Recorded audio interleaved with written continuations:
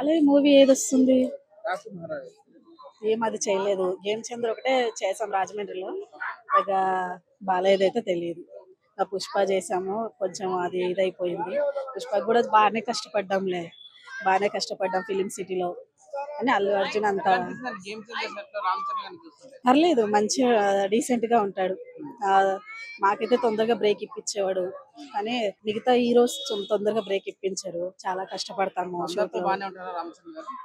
అంతగా ఇంకా మూవ్ చేయలేము అతని సినిమాలు. మిగతా సినిమాలు అన్ని చేసాము. రామ్ చరణ్ ఫస్ట్ టైం నేను ఆ 'గేమ్ చందర్' రాజమండ్రిలో చూశాను. 'గేమ్ చందర్' 4 డేసే చేసాం రాజమండ్రిలో. ఇంకా అంతకు మించి ఏం లేదు. అందులో అయితే పాపం చాలా కష్టపడ్డాడు.